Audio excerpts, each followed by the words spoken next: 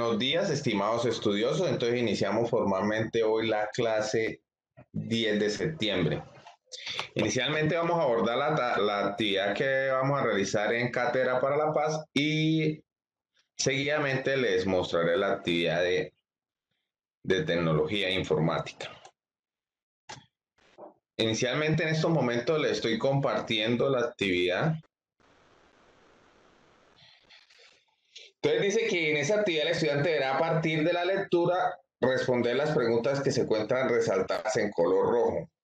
El tema que vamos a abordar hoy es la parte de la construcción de paz.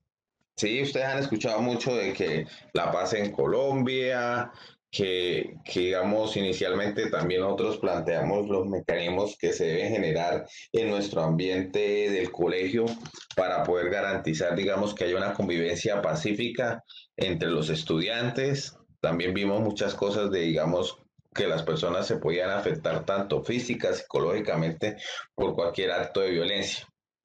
Entonces se habla que una propuesta de ruta para construir la paz colectiva requiere, en primer término, ponernos de acuerdo en conceptos mínimos que nos ayuden a trazar un camino común, comprender que la transformación de conflictos es una tarea útil y necesaria de las personas, las organizaciones y la comunidad. Cuando nosotros empezamos también a mirar en este periodo lo que eran los conceptos de violencia, el concepto de conflicto, el concepto de la parte de la paz, pues también ustedes empezaron a mirar que esto ya va a otro salto, es decir, cómo podemos empezar a construir la paz. Inicialmente hay, digamos, una pequeña intervención entre comillas donde nos dice que construir la paz comporta crear nuevas relaciones basadas en la cooperación, apoyo mutuo, la colaboración y la creación de condiciones de confianza mutua. Entonces, el en que nosotros empezamos a analizar, bueno, listo, si yo quiero construir la paz, ¿qué tengo que hacer? Tengo que cooperar o ayudar a los semejantes.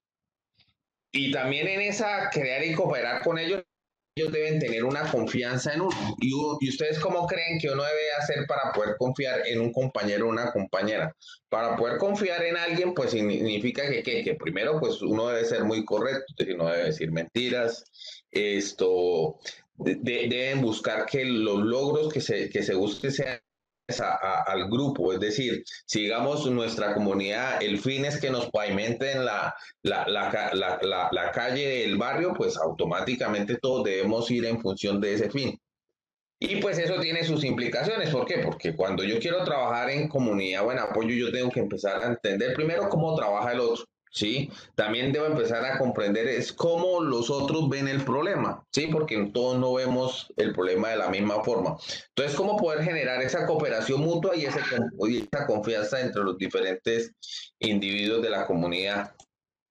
También hay otro párrafo que nos dice que los héroes son aquellos que construyen y trabajan por la paz. Entonces, eso es otro ítem que nos pone a pensar, oiga, los verdaderos héroes son los que permiten construir y trabajar por la paz. Trabajar por la paz no es fácil, ustedes saben que la convivencia es compleja, ya sea en el hogar, en la comunidad o en el país, y ustedes saben, cuando ven noticias, ustedes dicen, oiga, pero suceden tantas cosas, ¿por qué? Por diferencias que existen entre los diferentes integrantes de diferentes comunidades, pero verdaderamente las personas que se identifican si quieres cierra el micrófono para que no se genere luz, para que no se genere, digamos, ¿me están escuchando bien? Noto como si alguien tuviera el Sí, micrófono señor, abierto. está escuchando todo bien. Es que me está generando aquí luz. Bueno, quién sabe qué será.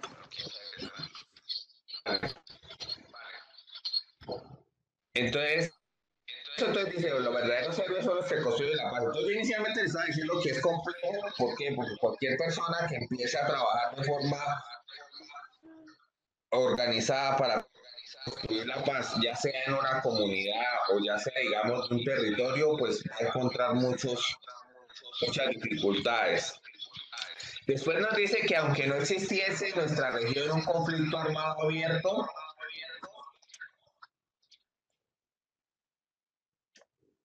La paz en condiciones de justicia, estabilidad y durabilidad no pueden existir sin las relaciones humanas. Siguen caracterizadas por el dominio, la inequidad, la competitividad, entre otros. Entonces, si nosotros nos ponemos a analizar este párrafo, dice, bueno, si yo quiero que haya una paz, ¿qué debo buscar? Porque inicialmente se habla que debe ser la parte de la justicia. Y usted sabe que cuando hay esa parte de justicia, pues se busca que también haya algo que se llama equidad.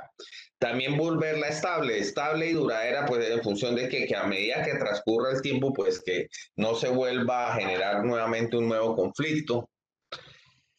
Sin embargo, aquí dicen que esto no se puede dar si hay alguien que se quiere tener un dominio sobre los demás, ¿sí? Si ustedes ven que existe una inequidad grande, el concepto de competitividad toca saberlo manejar, porque hay veces que uno dice, oiga, la competitividad es buena siempre y cuando pues vaya buscando un fin, pero si dentro de esa competitividad se presta para que exista violencia o algún tipo de conflicto que altere la comunidad, no tiene sentido la competitividad.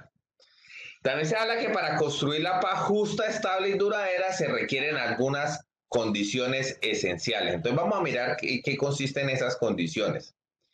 Dice, mejorar constantemente el tipo y la calidad de las relaciones que establecemos entre las personas que convivimos en diferentes espacios.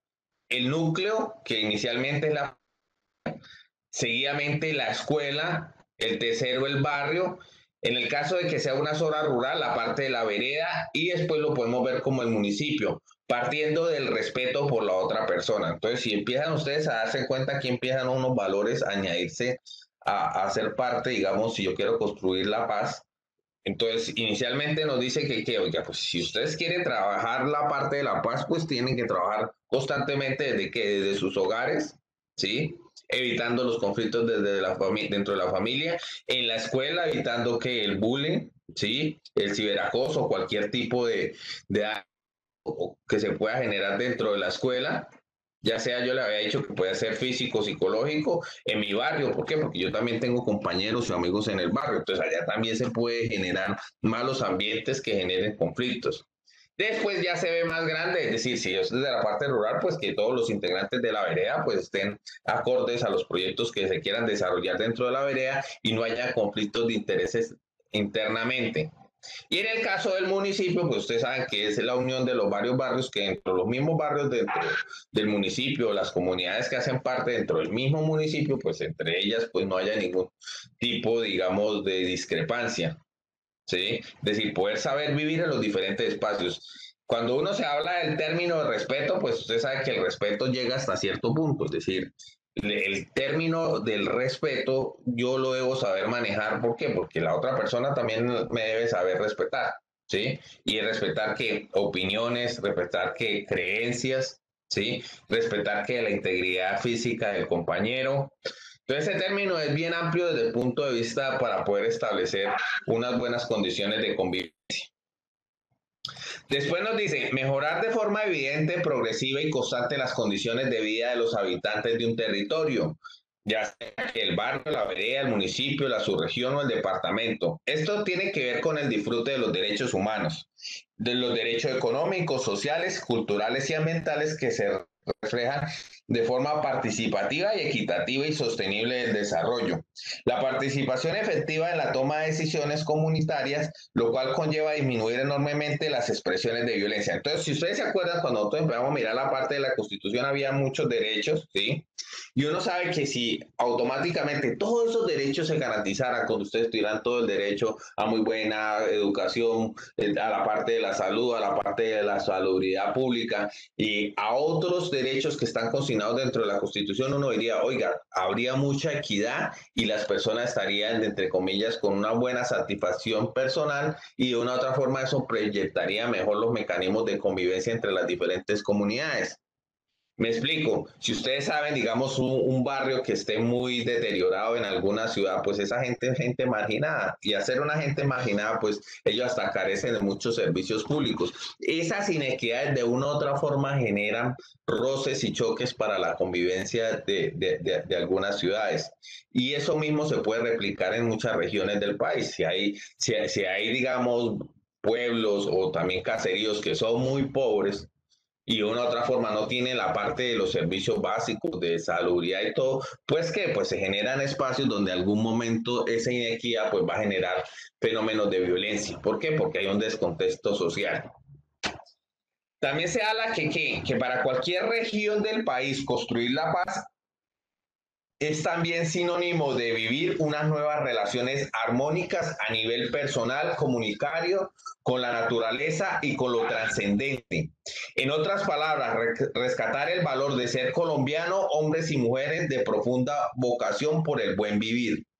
Entonces, aquí aparece otro ítem que es muy importante, es decir, las relaciones interpersonales, cuando uno dice que es de forma armónica, son de forma amena. Y esas relaciones que son de forma amena, pues se tienen que dar en los diferentes espacios que habíamos mirado. Desde el punto de vista comunitario, también digamos, la naturaleza es muy importante. ¿Por qué? Porque pues esa convivencia con la naturaleza es la que nos permite a nosotros tener, digamos, los recursos naturales suficientes para poder tener en nuestras comunidades un ejemplo, digamos, dónde se lleva la basura. Si no hay unos buenos protocolos de, digamos, de poder reciclar, pues automáticamente en algún momento la basura pues no va a caber. Y un caso puntual, digamos, yo les coloco el ejemplo de Bucaramanga. Bucaramanga tiene digamos, donde se llevan los desechos, ya prácticamente está muy colapsado ese relleno sanitario y están buscando otro. Y cuando van a buscar otro, entonces dije, no, lo vamos a poner en tal ciudad. Y cuando la gente de esa ciudad le preguntan, o la parte rural donde lo van a llevar, les preguntan, ¿ustedes quieren aquí el basurero? ¿Qué dicen esas personas?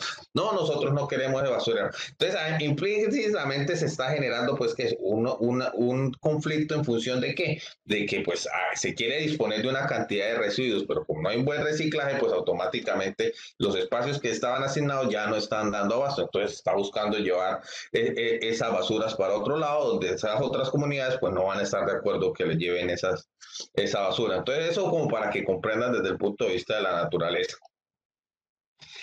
También se dice que para poder construir la paz que implica, dice, crear una cultura de paz que incluye cambios en los estilos de vida y va acompañada de cambios institucionales y estructurales sin necesidad de recurrir a la violencia. Entonces, inicialmente, si ustedes ven, bueno, si se quiere construir la paz, deben haber cambios. ¿Cambios qué? En el estilo de vida. ¿Por qué? Porque mucha parte de la sociedad pues lleva estilo de vida que de una u otra forma lo vuelve conflictivo, ¿sí? Muchas veces no lo permite entender a la otra persona, ¿sí? Y eso es cambiarte, es algo difícil, pero es algo que se debe hacer. ¿Cómo yo puedo cambiar algunos estilos de vida? ¿Sí? También cuando se habla de cambios institucionales y estructurales, es decir, pues el Estado de una u otra forma debe generar también muchos mecanismos dentro de la sociedad para que los cambios que ellos den en las instituciones pues permitan impactar para que se vaya construyendo los procesos de paz. Y un ejemplo así claro, como yo les había dicho, antes la asignatura cátedra la paz no estaba estipulada, digamos, en los contenidos de los colegios. Entonces, un cambio estructural de cuál fue, oiga, venga, nuestras instituciones de educación deben tener la asignatura cátedra para la paz. ¿Para qué? Para que comprendan toda la biodiversidad y la complejidad que se tiene cuando se realiza un proceso de paz, para que aprendan también a identificar las diferencias de los demás, también que busquen el buen vivir tanto en las comunidades escolares como afuera en las comunidades que integran un municipio. Entonces, todo eso desde el punto de vista de cambios que se deben venir dando.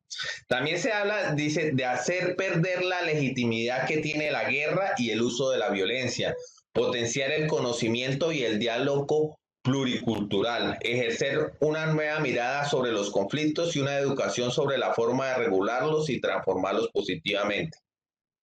Entonces, dentro de los conflictos, de una u otra forma, pues, la violencia, pues, eso es lo que más ha marcado a nuestra sociedad. El caso colombiano, pues, prácticamente, si ustedes le preguntan a sus papás y a sus nonos, ya llevamos muchos años de mucha violencia, hubieron, digamos, años donde se sufrió mucho en nuestro país y eso nos impactó mucho y por eso también se buscaron mecanismos de que pudieran transformar, digamos, de ese conflicto a buscar una forma negociada para resolverlo, ¿sí? ¿Por qué se habla del diálogo de pluricultural o diferentes culturas? Porque ustedes saben que de una u otra forma nuestro país está dividido en regiones y dentro de esas regiones pues también aparecen lo que son las etnias y ustedes saben que dentro de esas etnias hay muchas etnias indígenas y de una u otra forma pues ellos hacen parte de la construcción de un país. Entonces por eso se habla de eso. También habla de estimular la participación de los ciudadanos en el control del sector público y el Estado, la lucha por el bien común, el fomento de la práctica de la justicia y el derecho. Entonces, de una u otra forma, digamos, los mecanismos del sector público para poder acceder a los cargos de gobernancia, pues está el derecho al voto, es decir, esa participación que se da en la política, pues de una u otra forma ayuda a definir unas tendencias y una visión de país. ¿Sí? Y también de una u otra forma los ciudadanos pueden ejercer presión también en las instituciones del Estado para que realicen sus procesos de la mejor forma y en pro y ayuda a construir la paz. Y finalmente, digamos, un parámetro que es muy importante es cómo rescatar los valores esenciales que nos hacen ser colombianos, ¿sí? Y ustedes saben que ese grupo de valores generalmente son formados en nuestro hogar, en el colegio también recibimos parte de ellos, pero eso hace muy parte de la esencia de los seres humanos. Entre más valores uno tenga, pues aprende a identificar de una mejor forma a los demás, es decir, aprende a interactuar con ellos de mejor forma, buscan vivir de una forma más pacífica con ellos. Entonces, eso sería, digamos, la parte de la construcción que implica la paz. Entonces, ya después de haber realizado esa lectura, pues yo les dejo tres preguntas al final. La primera es que nos aporta en nuestro objetivo de ser constructores de paz. Entonces, ese es el primero que ustedes tienen que empezar a analizar. Oiga, bueno, listo. ¿Qué puedo hacer como una persona constructora de paz? ¿Qué podría yo aportarme a la sociedad? Después dice que qué elemento mínimo requiere la construcción de la paz. Entonces, a partir de lo que vimos, ustedes dirán, oiga, venga, si yo quiero construir la paz, pues se debe mirar desde diferentes puntos de vista. Entonces, desde el punto de vista de la convivencia, ¿sí? El punto de vista también de los derechos humanos, ¿sí? También, digamos, desde el punto de vista de los deberes que tenemos como ciudadanos. Y finalmente nos dice qué significa ahora para nosotros que construir la paz es una tarea conjunta, permanente y impostergable. Entonces, aquí esta pregunta pues tiene una parte muy interesante. ¿Por qué? Porque dice que construir la paz es una tarea conjunta. Entonces, es decir, todos debemos estar integrados de una u otra forma a construir la paz. ¿Por qué? Porque de una u otra forma, independiente que sea de forma directa o en forma indirecta, la paz, pues que no exista, nos va a afectar. Y ustedes dirán, ¿por qué? Porque si no hay, digamos, una convivencia pacífica entre los integrantes de una comunidad, pues automáticamente pues puede ser un ejemplo. Claro es, digamos, la economía de las regiones, pues grandes avances se dan, es decir, mejora siempre y cuando se pueda tener una convivencia pacífica. Las regiones muy conflictivas, automáticamente pues tiene incide mucho la pobreza, ¿sí? Eso es uno de los grandes ítems que usted dice, oiga, hermano, si nosotros queremos mejorar la paz, pues que pues toca que todos trabajemos. ¿Por qué? Porque si mejoramos la convivencia, pues automáticamente podemos mejorar desde el punto de vista económico. Es decir, hay una estrecha relación también entre los conflictos y la pobreza. Entonces, eso sería, digamos, la actividad de cátedra para la paz. ¿Quedó claro? Sí, señor. Listo. Señor, Bueno, vale. Entonces, ahora vamos a saltarnos a la actividad de tecnología.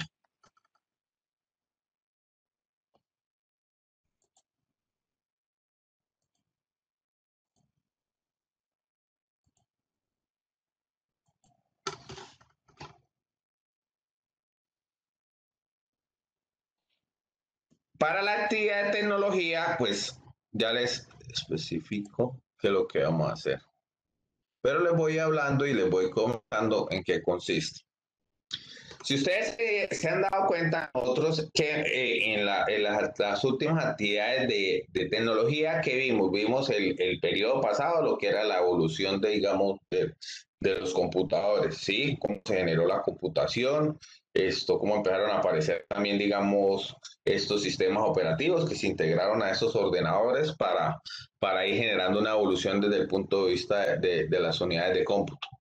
Lo que fueron las dos últimas clases, nosotros lo que estuvimos viendo fue la evolución de de la tecnología en función de las diferentes revoluciones que se dieron en el mundo, ¿sí? Entonces, la actividad de tecnología que vamos a hacer esta última, pues también yo les había dicho que el objetivo es que lo que realicemos en esta, preciso en esta actividad, sea un insumo para la Feria de la Tecnología y la Ciencia, ¿sí? Entonces, ¿en qué consiste la actividad esta última? Nosotros ya vimos tanto la evolución de los ordenadores o la evolución de las revoluciones industriales que nos generaron diferentes tecnologías. Porque hubo la revolución industrial 1, la revolución industrial 2, la 3 y se habla de la 4.0 entre las que estamos en la actualidad. Entonces esas revoluciones industriales generaron muchos inventos y muchos desarrollos tecnológicos que permitieron automatizar muchos procesos. Entonces lo que nosotros vamos a hacer va a ser una sola diapositiva, y esa sola diapositiva, entre comillas, es un póster, y dentro de ese póster vamos a relacionar ya sea una diapositiva o una presentación que puedan elaborar, puede ser la evolución de los computadores, o si no, también pueden hacer una diapositiva sobre los desarrollos tecnológicos que se han dado amparados dentro de las diferentes revoluciones industriales que se han dado. Entonces, inicialmente yo les voy a decir cómo pueden trabajar esa actividad. Abrimos el correo en email, pues yo espero que todos tengan su cuenta en email.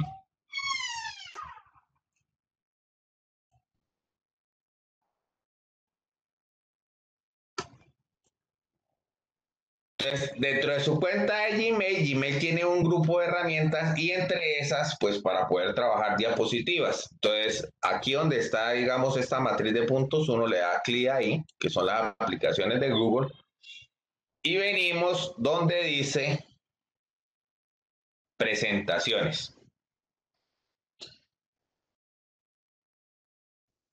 Entonces, esta es una herramienta que tiene Gmail para poder realizar presentaciones.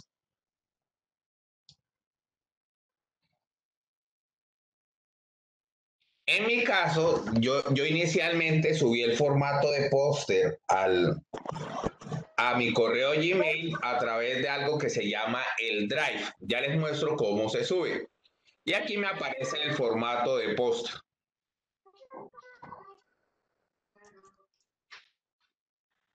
Entonces, si ustedes se dan cuenta, él automáticamente me empieza a recrear y automáticamente me muestra la aplicación que tiene Gmail para poder editar lo que es el póster.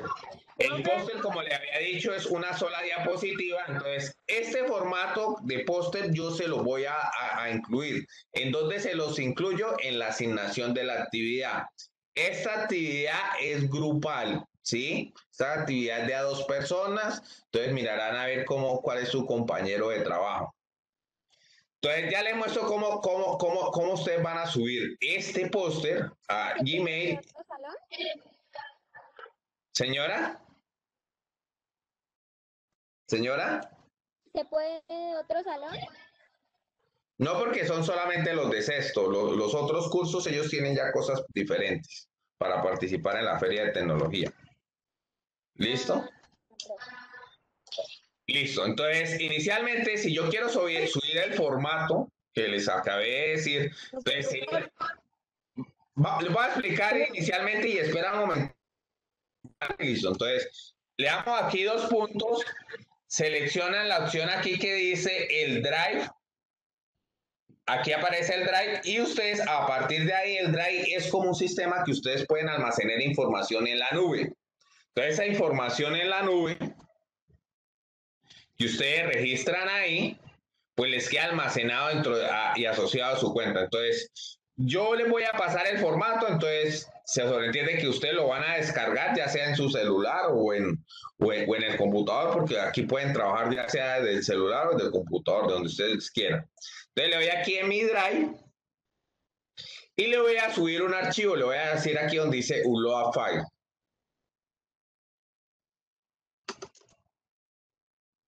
El que lo quiera trabajar en el computador, también lo puede trabajar en el computador. Yo la herramienta que le estoy dando aquí es como para facilitarles el desarrollo de esta última actividad. Entonces, voy a abrir el formato de póster.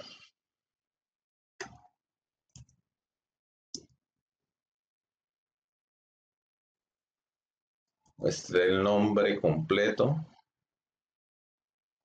Póster, formato, póster, formato.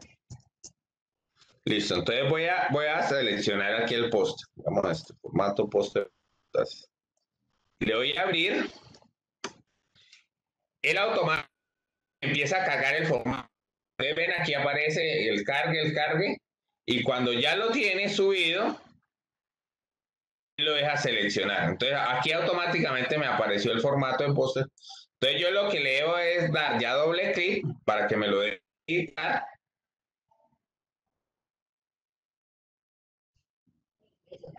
Entonces voy a tratar de abrirlos nuevamente con Open Google Slides y él ya me va a dejar editarlo. Entonces, inicialmente usted le va a dar un título al póster. Va a hacer un ejemplo.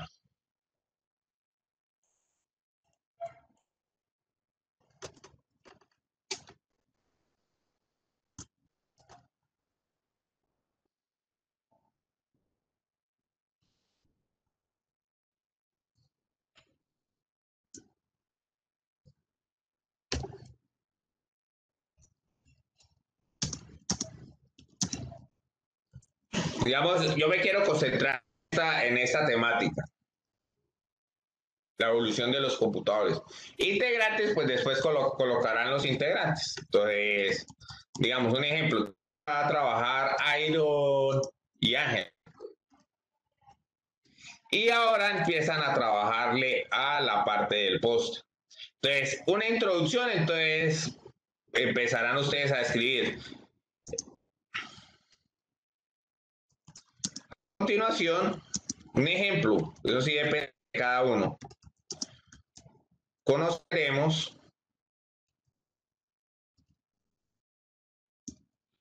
evolución que tuvieron o que tuvo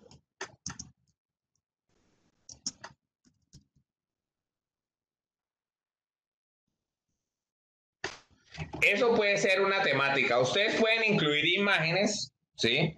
Digamos, si yo quiero cambiar, alterar o incluir una imagen que tengo que hacer, esta herramienta permite aquí insertar una imagen. Entonces aquí selecciona donde le dice Insert Image y le voy a decir que voy a subir una imagen de dónde. Puedo subirla, adquirirla del Drive, también subirla del computador o una sección de fotos que tiene también el servicio de Gmail. Digamos, yo lo voy a seleccionar de mi computador. Pues, si usted ahí, pues también lo pueden buscar desde su celular.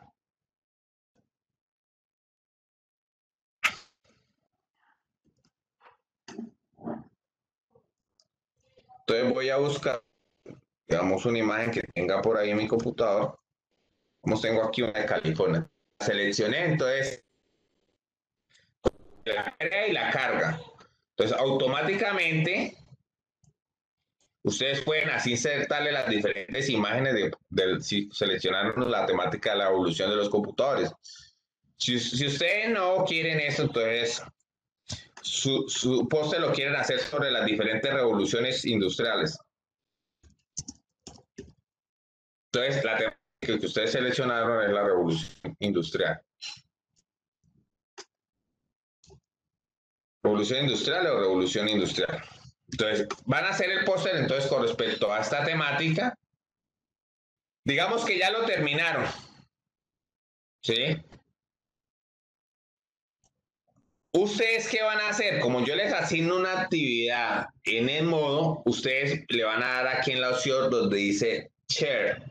Es decir, esto es para qué, para que me permitan o me compartan el formato del póster. Entonces le dan aquí en share.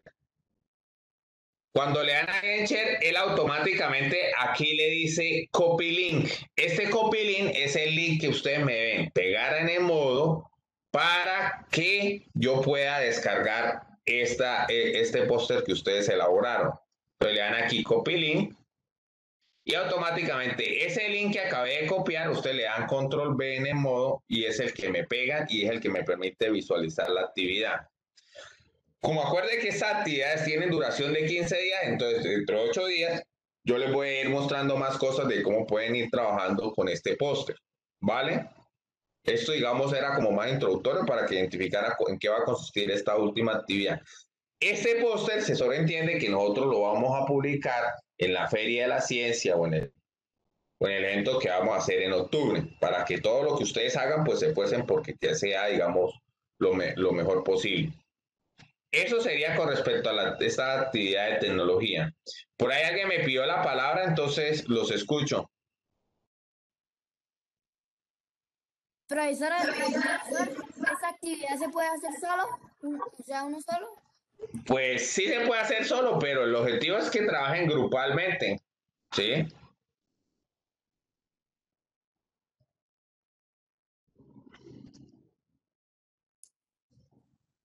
Ya, profesor. Sí, ¿y alguien más tiene que decir algo? Entonces, ¿qué también deben ir haciendo? Pues tienen que buscar información. Ustedes, yo les di una información, pero también pueden buscar más información en internet para elaborar el póster. ¿Listo?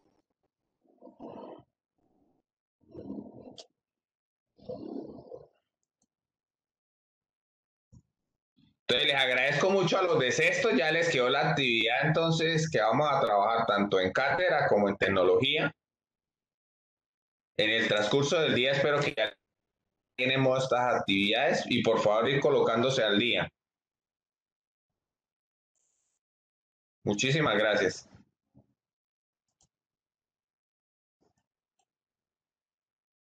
Buenos días, estimado estudioso. Entonces iniciamos hoy formalmente la clase 10 de septiembre. Inicialmente les voy a exponer la actividad que vamos a hacer en la asignatura Cátedra para la Paz y después les mostraré qué vamos a hacer en la actividad de tecnología e informática.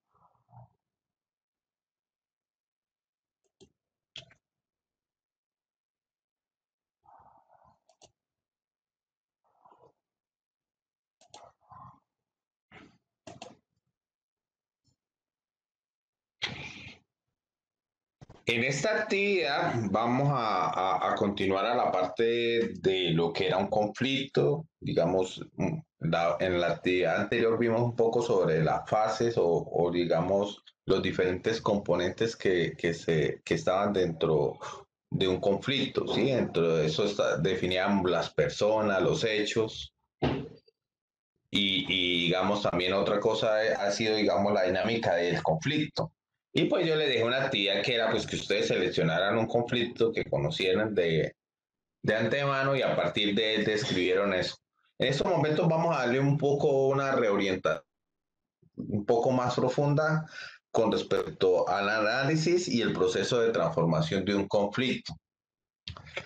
Inicialmente, para que pueda darse un proceso de transformación positiva de un conflicto, es necesario desarrollar y poner en práctica una estrategia que nos permita trabajar de manera coherente y ordenada con las partes involucradas, con otros actores con capacidad de incidencia y con las condiciones reinantes en el entorno. Entonces, aquí aparecen, digamos, varios elementos. Uno es cómo hacer una transformación positiva de un conflicto. ¿Por qué? Pero inicialmente nosotros sabíamos que pues, los conflictos pueden haber en cualquier escenario de nuestra vida y es intrínseco a nuestra naturaleza. Y en función de que vivimos en comunidades y como está estructurado nuestra convivencia, de una u otra forma siempre van a existir conflictos. Pero como yo cojo un conflicto y lo transformo en algo positivo, ¿para qué? Yo les había dicho que algunos conflictos pues han permitido que se generen grandes desarrollos desde el punto de vista social en nuestras comunidades y en nuestro país. Es decir, los conflictos también permiten de una u otra forma pues solicitar cosas, establecer relaciones que antes no se podían dar en función de que antes existió un conflicto. El problema del conflicto es cuando el conflicto se convierte en violencia, que eso fue lo que nosotros identificamos previamente. También se dice que al analizar un conflicto y darle esa transformación se debe mirar de una forma coherente y ordenada con las partes involucradas. ¿Por qué se habla de forma coherente y ordenada? Primero, porque uno debe conocer la actitud de las partes, es decir, desde la parte, digamos, del extremo derecho, del extremo izquierdo o el grupo de personas que están dirimiendo ese conflicto. Toca ser coherentes e identificar bien cuáles son los intereses de cada uno.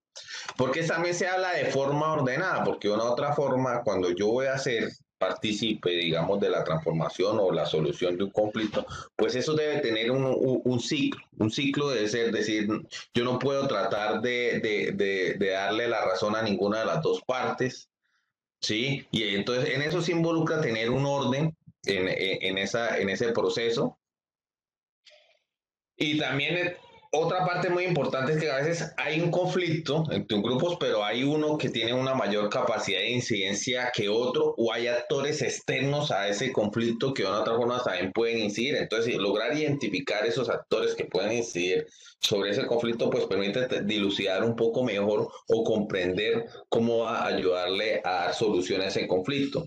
También tiene que tener otro aspecto que es muy importante, que las condiciones que se generan en el entorno del conflicto de una u otra forma pueden ayudar a empeorarlo o a mejorarlo, ¿sí? Un ejemplo claro, si el conflicto es, digamos, de tierras, pues automáticamente ese conflicto de tierras pues puede dirimir en muchos choques, en función de que las condiciones que reinan en ese entorno específico. Se habla también que la mejor forma de prepararse para un proceso de transformación es a partir de una etapa de análisis, pasando por la elaboración de un diagnóstico y diseñando una estrategia de transformación. Se habla que este primer esfuerzo nos permite actuar con mayor conocimiento, atender las causas profundas del conflicto y las relaciones entre las partes. Entonces, esta parte que se llama de análisis, es decir, se debe conocer más a fondo la situación para poder ofrecer soluciones, ¿sí? ¿Por qué? Porque yo conozco las causas de este conflicto, pues yo puedo plantear posibles soluciones para tratar de mitigar lo que causó ese conflicto, ¿sí? También lograr identificar los diferentes tipos de relaciones que hay entre las partes que están afrontando o están peleando por algo, pues permite dirimir un poco más cuáles son los intereses de uno y el otro. Se habla también que para analizar un conflicto, se dice que a partir de un todo, fragmentarlo, dividirlo y mirarlo por partes, se va de la generalidad a la particularidad. Entonces, si el conflicto es grande y es complejo, y si yo lo logro subdividir en conflictos pequeños o en identificarlo reuniendo varios fragmentos, posiblemente yo pueda resolver cada uno de estos fragmentos, puedo resolver el conflicto en general. ¿Por qué? Porque muchas cosas que cuando están dirimiéndose de un conflicto, pues el conflicto puede tener muchas aristas, ¿sí? Y un ejemplo, digamos, el conflicto digamos, de la desagregación social que hay en muchas regiones del país, o digamos, un conflicto dado en función de, digamos, de las regiones que son olvidadas de nuestro país, ¿sí? Entonces, esas comunidades exigen muchas cosas, salud, de estos servicios básicos, educación, y como son zonas olvidadas, digamos, están ubicadas en ciertos lugares de nuestro país, entonces esas zonas pues tienen muchas vulnerabilidades. Entonces, al ser tan segregadas, pues automáticamente el conflicto que generan, pues pues aparecen grupos armados que resultan haciéndose o posicionándose en esas zonas. Por esa desagregación social, pues automáticamente hay altas tasas de mortandad, ¿sí? ¿Por qué? Porque hay muchas enfermedades que afectan a esas comunidades.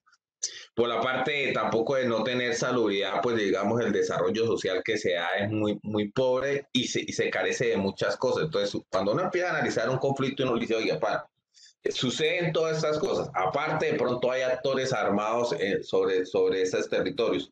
Entonces, tratar de analizarlo como conjunto, pues me obliga a mí a decir, oiga, no, espere, primero vamos a analizarlo por partes.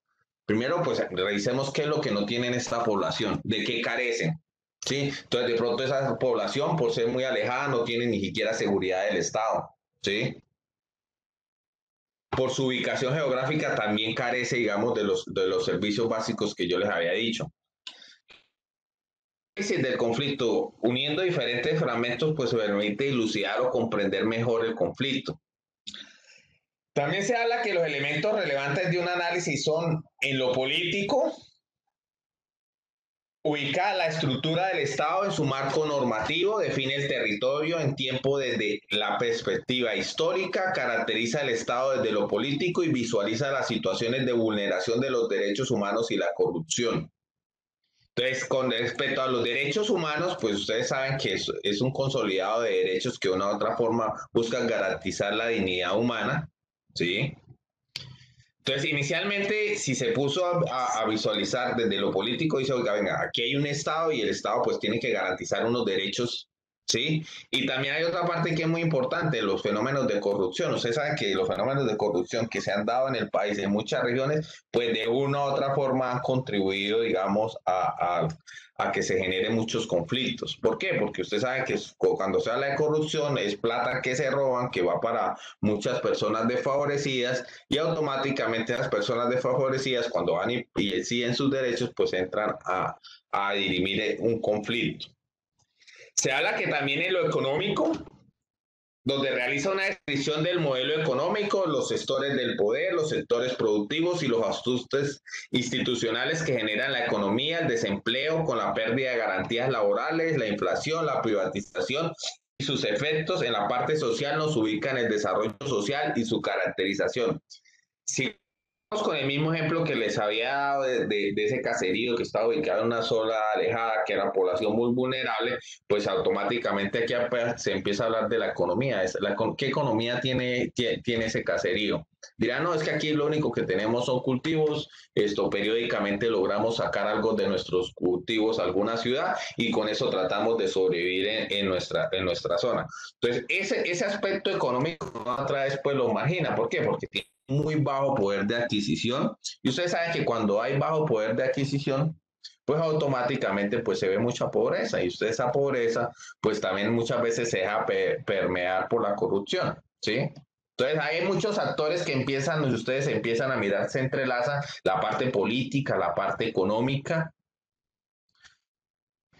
y la parte económica impactan de una vez también en el desarrollo social. ¿Por qué? Porque automáticamente al ser muy vulnerables y están alejados, pues también muchas veces hasta carecen, digamos, de la educación básica que ustedes reciben.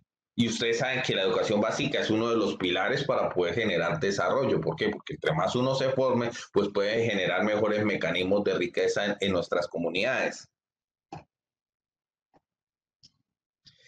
Se dice que, digamos, inicialmente se plantea un primer modelo de análisis donde se habla de los acontecimientos. Inicialmente esos acontecimientos son los hechos relevantes que tienen connotación en el tiempo e importancia para nosotros. Seguidamente se miran los escenarios, lugar donde ocurren los hechos tangibles, territorios, también otros espacios intangibles, lo cultural, el Internet. También hay otro que se habla sobre la soberanía, con frecuencia implica un espacio, hoy por hoy un espacio está rompiendo por la globalización y hay en todos otros espacios. Si ustedes se dan cuenta, como yo les presento este documento, se los presento de forma abierta, es decir, lo que se busca es que cuando uno analice esta metodología trate de decir, oiga, yo puedo dirimir conflictos que sean muy grandes, pero también conflictos que sean muy pequeños, en función de que se tocan diferentes aspectos. También se habla de las personas y los actores que son los en esos espacios, después que surgen hay que determinar cómo se están relacionando la igualdad, la dominación, la solidaridad y la pérdida de las relaciones. También se habla que el análisis de la estructura de un conflicto es un proceso práctico para entender la realidad desde varias perspectivas. Es la base para elaborar la estrategia y planificar las acciones adecuadas para la transformación positiva del conflicto. Se dice que cuando trabajamos a partir de un análisis del conflicto, podemos incorporar a todos los actores o partes importantes del conflicto, aumentando la legitimidad y la eficacia. Entonces, inicialmente, si ustedes se ponen a visualizar esto, entonces incorporar a los diferentes actores del conflicto permite aumentar la legitimidad, es decir, que los acuerdos a que se llegue automáticamente pues permiten dilucidar que ese acuerdo pues cumple a cabalidad, digamos, los intereses de todos.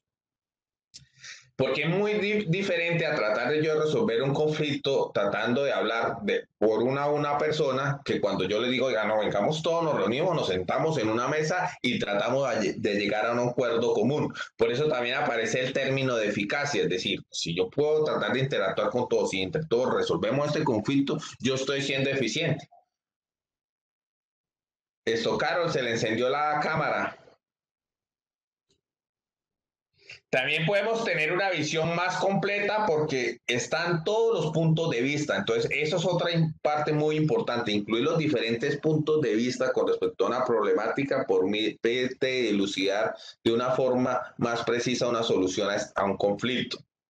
También se dice que trabaja sobre todos los temas centrales relacionados con la solución, el núcleo del conflicto y no nos desviamos sobre temas secundarios. Eso es algo también muy importante. Cuando se va a dirimir un conflicto, pues hay muchos temas que aparecen de más. Entonces, lo que se busca es centrarse en el núcleo del conflicto y no tratar de irse por las ramas, es decir, en temas secundarios. También se habla que la visión integral del proceso nos ayuda a dejar de lado las posibilidades y obstáculos que sea necesario para considerar. También se habla de que si todos los actores se sienten incluidos y tratamos todos los temas relacionados con el proceso, podemos tener más eficacia y legitimidad en el trabajo de esa transformación positiva.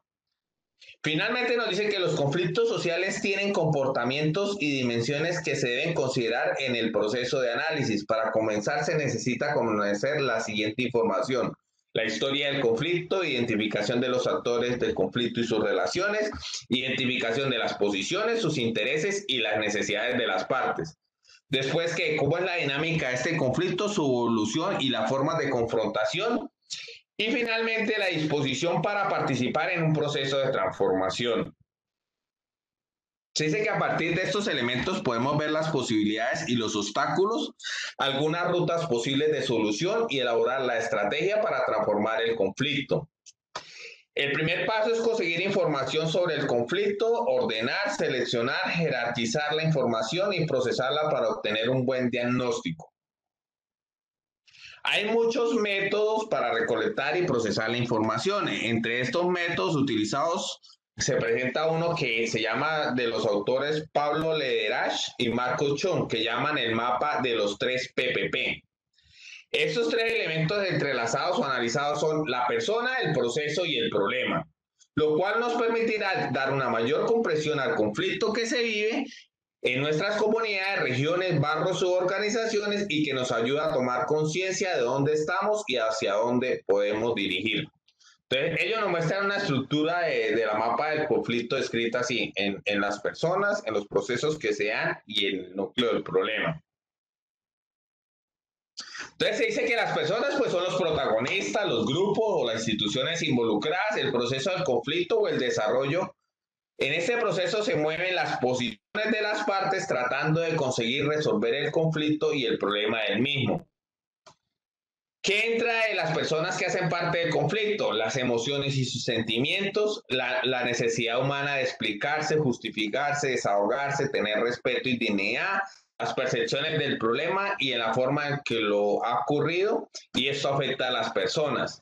Entonces, inicialmente, si ustedes ven lo que se identifican las personas por nuestra naturaleza humana, pues nuestras emociones y nuestros sentimientos de una u otra forma pues tienen cierto impacto, digamos, en la toma de muchas decisiones, que prácticamente en gran cantidad de las que realizamos en nuestro día a día.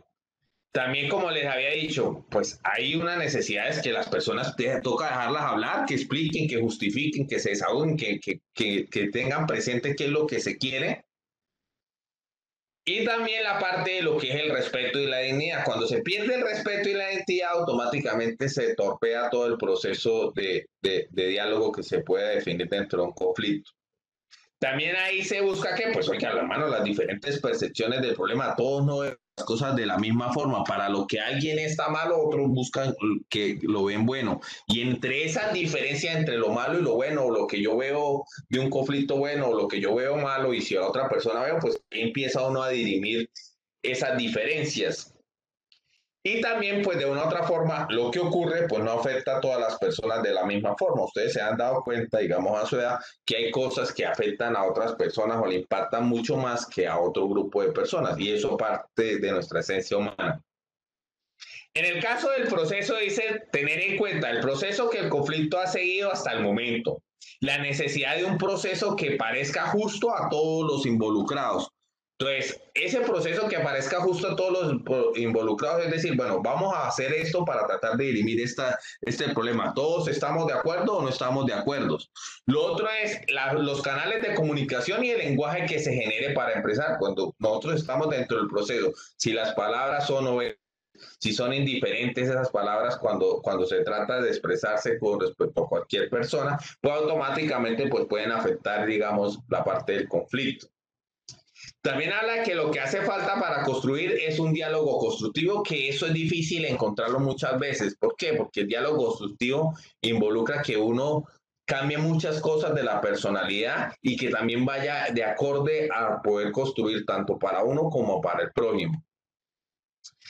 También se dice que con respecto al problema se debe tener en cuenta los intereses y las necesidades de cada uno, las diferencias esenciales y los valores que les separan, las diferencias de cada uno sobre el procedimiento a seguir. Se dice que una vez tengamos claro estos tres elementos, procederemos a construir un mapa de cada uno de ellos para poder aceptar en la identificación del conflicto el mapa general de los conflictos que nos rodean. ¿Cómo analizar el conflicto? Para cada uno de los tres elementos del conflicto, persona, proceso y problema, se les aportan unas preguntas o guías que pueden utilizar todas si las creen convenientes o no las creen convenientes. Con ello tendremos un acercamiento del análisis del conflicto y podemos así tener una intervención en el tratamiento y en la transformación de este conflicto. Con respecto a las personas que deberíamos preguntar, realizar preguntas que nos permitan identificar los grupos y las personas involucradas. Esas serían las preguntas que le tendríamos que realizar a las personas.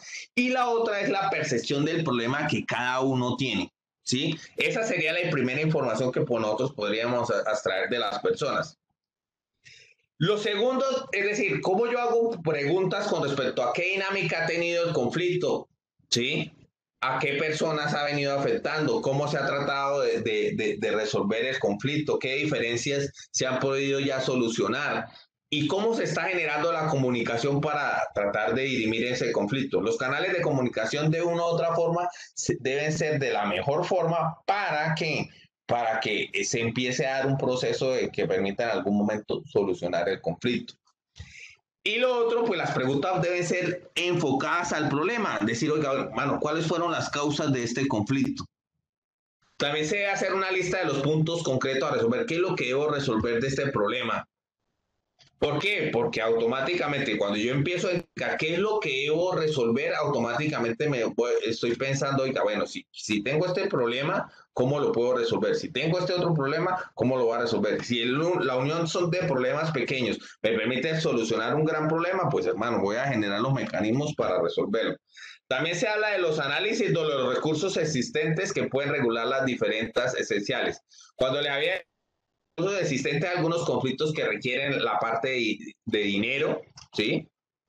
Y entonces mucha de esa parte de dinero, pues muchas veces no está. Entonces hay unos recursos que son limitados. ¿Cómo a partir de los recursos limitados podemos tratar de solucionar este problema?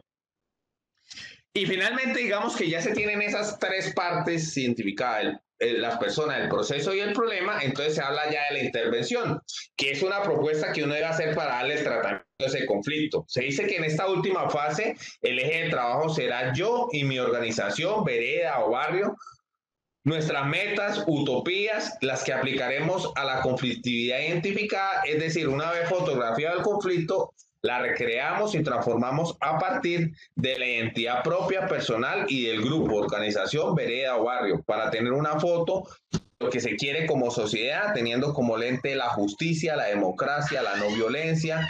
El énfasis será el mismo, mirar desde el espacio directo del trabajo, que se ajusta con la idea de construir infraestructuras de paz desde cosas muy concretas. En esta oportunidad se consignará. Entonces, ¿qué es lo que vamos a realizar en esta actividad? Entonces, yo les había dicho que la clase pasada que ustedes seleccionaran un conflicto. Pueden seguir trabajando con ese conflicto o seleccionar otro. Cuando ustedes seleccionen ese conflicto, pues van a responder las siguientes preguntas. Inicialmente va a identificar cuál es el grupo o las personas involucradas. Después tiene que recoger la información de al menos 2 personas, ¿sí? De qué percepción tienen con respecto a ese problema. ¿Por qué? Porque yo les había dicho, todos no ven el problema de la misma forma.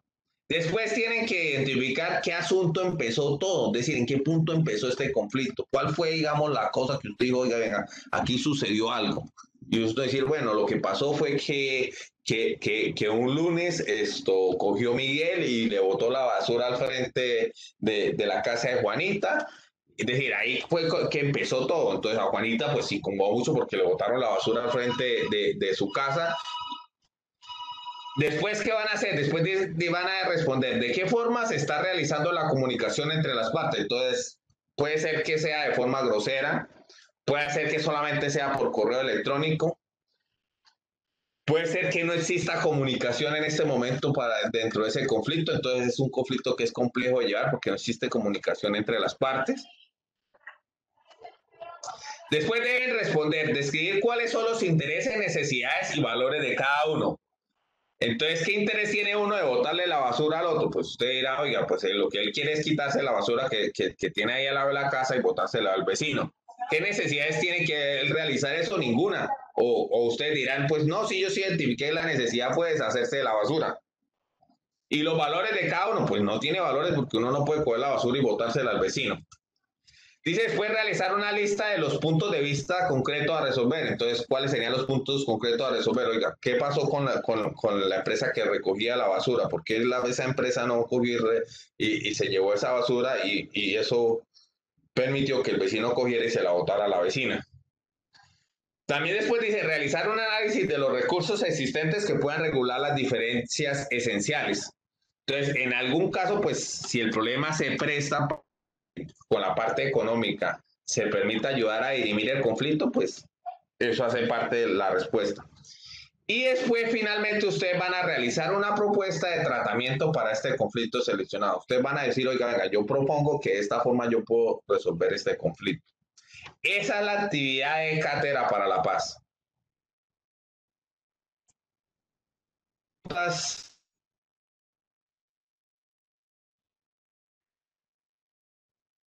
¿Hay preguntas o no hay preguntas? No, señor. Listo, entonces continuamos con la actividad de tecnología.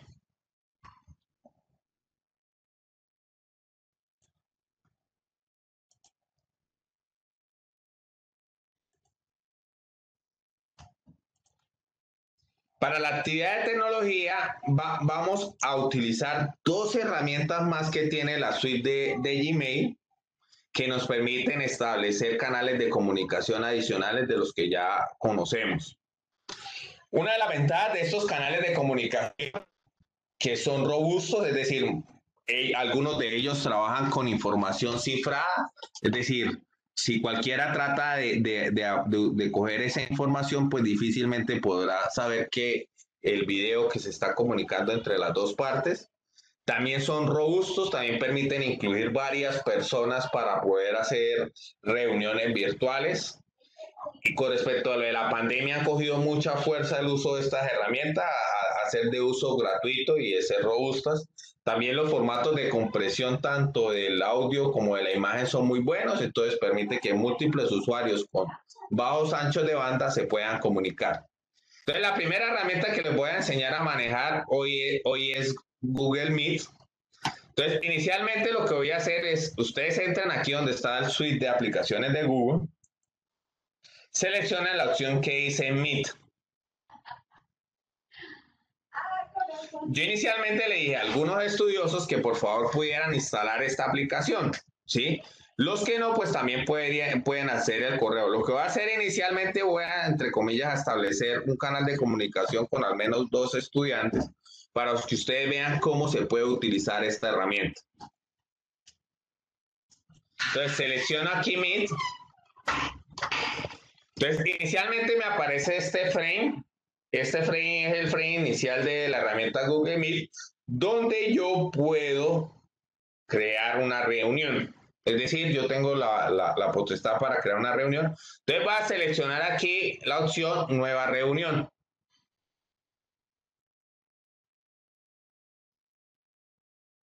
Y le voy a seleccionar aquí Iniciar una reunión al instante.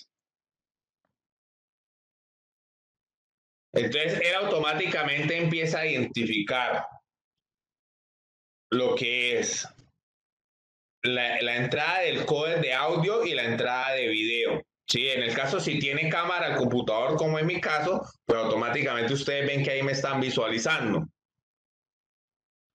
Ahora lo que yo voy a hacer, voy a invitar a un estudiante. ¿Quién logró instalar en su celular? Profe, yo lo tengo en la tablet, en el correo. Listo, entonces yo voy a tratar de compartir. Yo, profe, Lisette. Listo, entonces voy a hacer algo, lo voy a compartir. Profe, Andrea. Dale un segundo aquí que está cargando. Listo, entonces yo les voy a compartir este link al grupo. Pero como va a compartir este link al grupo, por favor cierren el micrófono, si no se nos genera un loopback entre lo que es Cisco Webex y esta herramienta y prácticamente me toca cerrar de una vez la reunión porque se va a escuchar muy feo. Listo, entonces cuando yo ya entré a la reunión me aparece aquí añadir a alguien. Entonces voy a decir que se añadan las personas inicialmente por este link. Entonces voy a compartir este link al grupo para que ustedes puedan entrar. ¿Listo?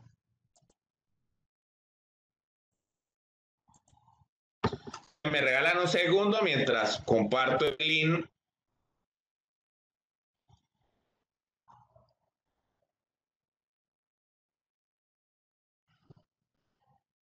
Profesor, Señora, no pasa nada ¿qué no pasa nada que estemos en esta reunión.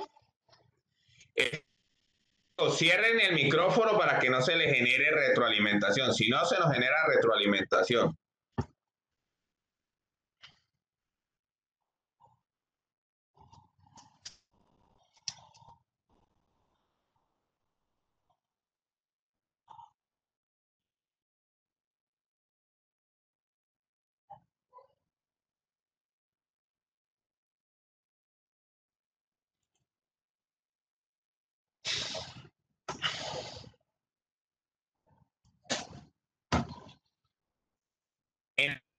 Puede ser que se demore un poco en cargarles porque como nosotros vamos a utilizar otra aplicación, ella pues va a utilizar también, digamos, una cantidad de flujo de datos por la red, ¿sí?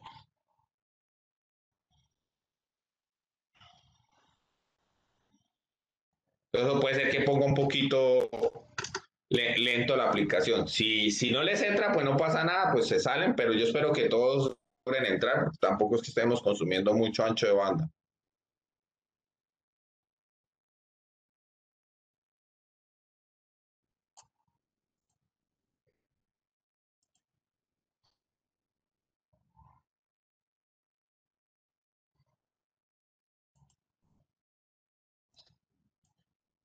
En estos momentos,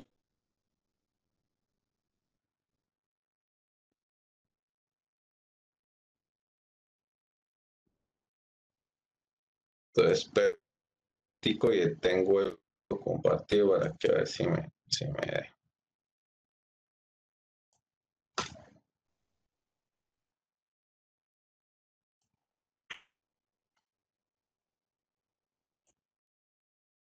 Regálame en un segundo para que el WhatsApp para poderles compartir el link.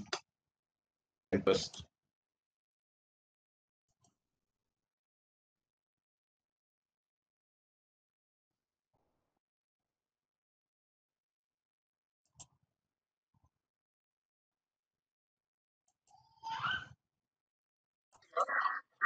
en la siguiente sesión, pues volvemos a realizar cómo se puede conectar de forma remota para hacer una videoconferencia utilizando esta herramienta. ¿Listo? Así entonces con los de séptimo.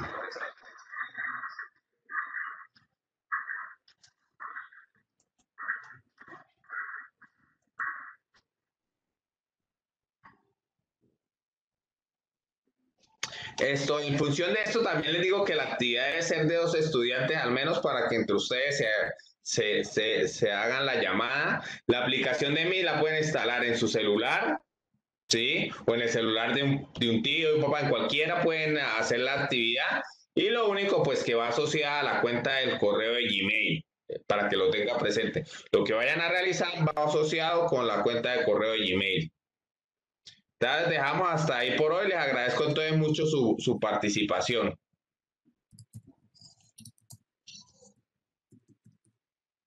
Profe. Chao, Listo, profe. hasta luego. Listo, chao, chao.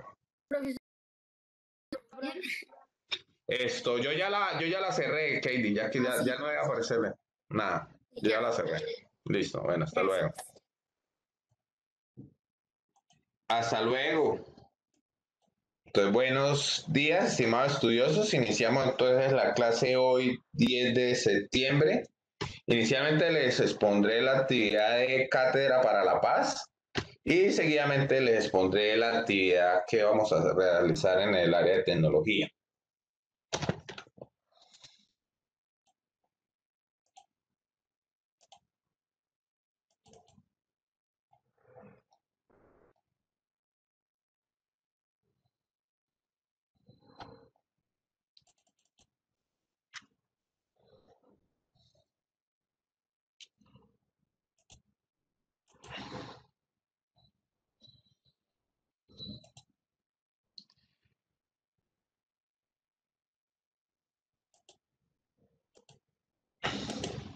Entonces, en estos momentos les estoy compartiendo un documento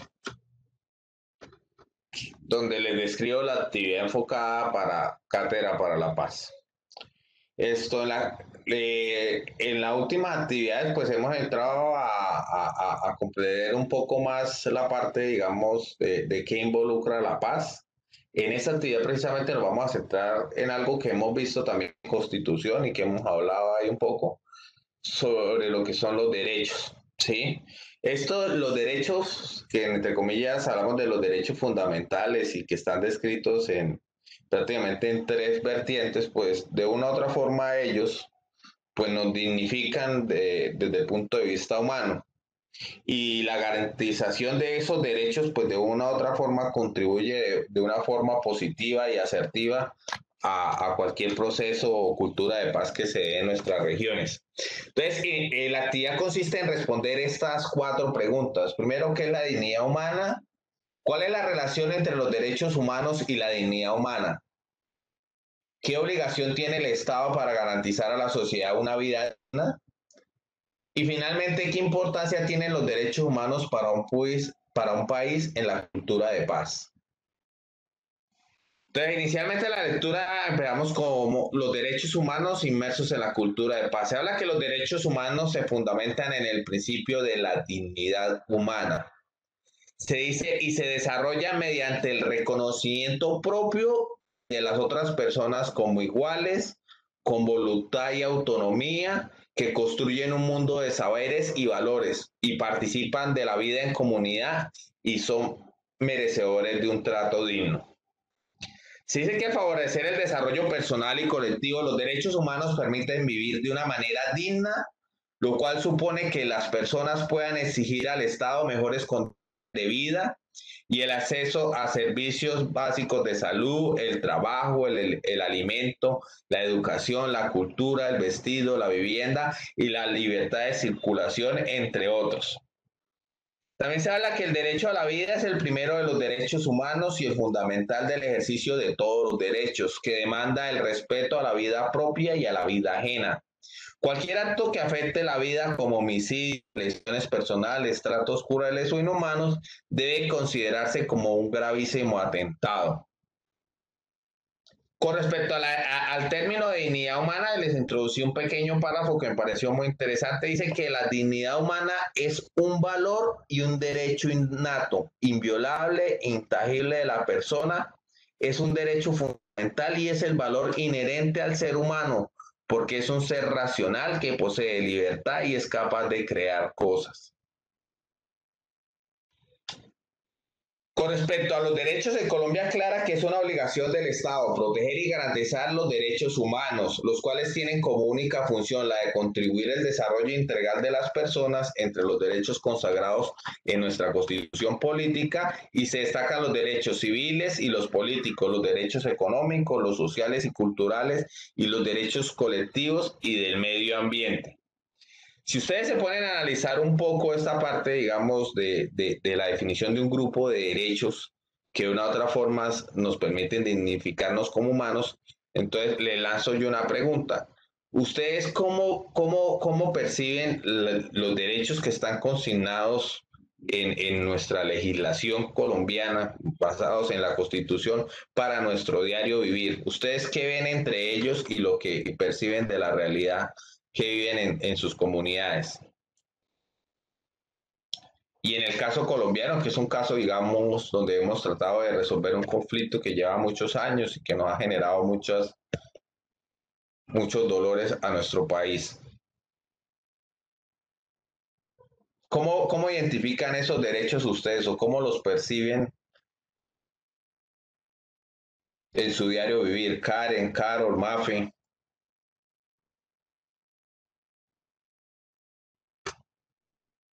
¿Cómo perciben esos derechos humanos?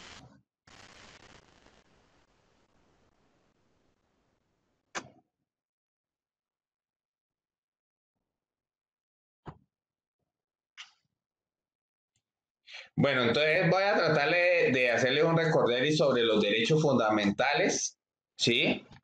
Y de todas formas, de pronto con este recorderis ya empezarán a decir, ay, que venga, yo sí percibo esto en mi vida con esto o una de otra forma.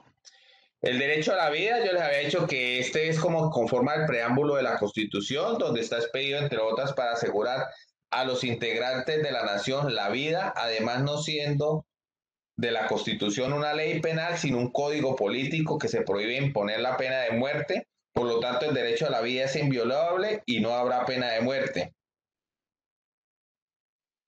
También se habla de un derecho a la igualdad, donde dice que todas las personas son libres e iguales ante la ley, recibirán la misma protección, trato y gozarán de los mismos derechos y libertades. El Estado protegerá a las personas que se encuentren en circunstancias de debilidad manifiesta. Esto es en el caso de pronto de discapacidad, ¿sí? Que esa discapacidad puede ser física o cognitiva. También se habla del derecho al libre desarrollo de la personalidad. Todas las personas tienen derecho al libre desarrollo de su personalidad y sin más limitaciones que las que impone el derecho de los demás, ¿sí? También habla sobre la prohibición de la esclavitud, de la servidumbre y la trata de los seres humanos en cualquiera de sus formas. También habla sobre la libertad de los cultos, donde dice que toda persona tiene derecho a profesar libremente su religión y difundirla de forma individual o colectiva, sin que nadie pueda molestarlo por ello, ya que sería un medio de discriminación. También habla sobre la libertad de expresión. Todas las personas pueden expresarse y difundir sus pensamientos, opiniones por cualquier medio, aunque pueda responsabilidad posterior, años pueda causar esa libertad de expresión. También hace una salvedad, aparece lo que es el derecho a la petición, donde todas las personas tienen derecho a hacer un reclamo de forma respetuosa a las autoridades y esta debe tener una pronta resolución. También habla sobre la libertad de locomoción, donde dice que toda persona puede desplazarse a donde quiera según su voluntad dentro del territorio. Habla también sobre el derecho de trabajo, donde dice que todas las personas tienen derecho a un trabajo en condiciones dignas y el Estado está en obligación de garantizarlo. También se habla de la libertad de profesión. Todas las personas tienen la facultad de escoger su profesión o oficio o ejercer la actividad que se escoja. La libertad de enseñanza y aprendizaje, investigación y cátedra, la facultad que tienen las personas para establecer institutos de enseñanza, los maestros de decir su cátedra sin restricción alguna y los padres a dar a sus hijos la enseñanza que más sea conveniente o convincente. También se habla de la libertad, nadie puede ser molestado ni arrestado ni en su domicilio y registrado sin virtud de un mandamiento escrito por una autoridad competente. También se habla del derecho al debido proceso, nadie podrá ser juzgado sino conforme a las leyes preexistentes, todas las personas son inocentes hasta que se demuestre lo contrario y quien sea sindicado tiene derecho a la defensa durante el proceso. También hay un derecho que es el de habeas corpus, que siente el derecho concebido al detenido para pedirle a un juez que verifique su captura y se lleve a cabo sus garantías constitucionales o legales o de manera violenta. También existe un derecho al asilo. En caso de una persecución de las personas, tienen derecho a refugiarse en otro país y disfrutar de él. Otro derecho también que es muy importante, la paz es un derecho y un deber de obligación cumplimiento clasificado según la Declaración Universal de los Derechos Humanos. Es un derecho colectivo y por ello busca incentivar el progreso y elevar a nivel de vida de los pueblos en el marco de la igualdad jurídica. Entonces ya esos derechos, ahora les vuelvo a realizar nuevamente la pregunta, ¿cómo ustedes han visto que esos derechos, cómo lo ven reflejados en su diario vivir?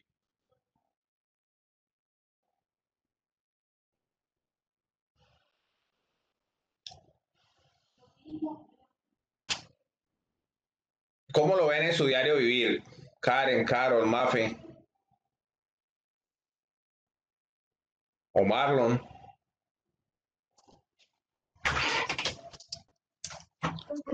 ¿Ustedes sienten que están limitados para su libre desarrollo de su personalidad o ustedes creen que están en forma desigual con respecto a sus semejantes?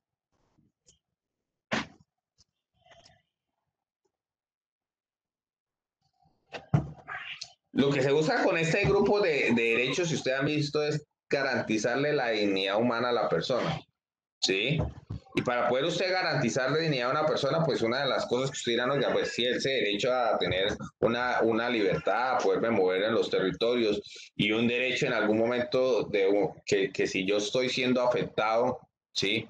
Digamos, por persecución en mi país, yo poderme ir a otro país y estar allá de forma tranquila. Es decir, todos estos derechos lo que buscan es dignificar la vida del ser humano, que se busca que el Estado garantice todos a cabalidad, sí, que en la práctica ustedes saben que tiene sus complejidades llevar todos estos derechos a la práctica. Por lo menos el último derecho que yo les dije fue el derecho a la paz, ¿sí? Usted dice, oiga, venga, venga, se debe promulgar y se debe garantizar ese derecho, pero ese derecho sí está totalmente garantizado. Ustedes dirán, sí, no, puede ser hasta cierto punto. Entonces, lo que se busca de estos derechos es que nos definan una línea a seguir y que el Estado, pues de una u otra forma, garantice su cumplimiento para todos las personas que hacen parte de Colombia. Con respecto a los derechos económicos, sociales y culturales, se habla de la igualdad y protección de la mujer. Dice la mujer no puede ser sometida a ninguna clase de discriminación, el Estado debe darle especial asistencia durante el embarazo, el parto y después de él si estuviese desamparada y desempleada y tiene igualdad de participación en la vida política. Entonces, si ustedes ven estos derechos, aparte, digamos, buscan garantía humana, buscan también de que cualquier persona, ya sea mujer, hombre o niño, porque hay algunos que van asociados a los hombres y a los niños, pues les garanticen que en la parte básica, y en la parte básica que es pues que no van tampoco, en el caso de que quedar desempleados, pues tampoco pueden quedar desamparados. Que en la práctica esto se cumpla, pues posiblemente en algunos casos no. ¿Por qué? Porque ustedes han escuchado de pronto de algún familiar o algo que hay mujeres pues que de otra forma pues en algún momento de sus vidas quedan desamparadas y también en el caso de quedan desempleadas. También se habla de los derechos fundamentales de los niños y adolescentes a tener una vida, una integridad física, la alimentación equilibrada, familia, amor, educación y cultura, recreación, libre expresión, participación, entre otros. ¿Cómo ustedes pueden ver este derecho esto puesto en práctica sobre ustedes? pues lo pueden ver en función de, digamos, el derecho a la alimentación. De una u otra forma, digamos, los que tienen acceso a los comedores del colegio, pues reciben, digamos, una alimentación. Es decir, el Estado trata de buscar garantizar estos derechos para no denigrar, bueno, la dignidad humana.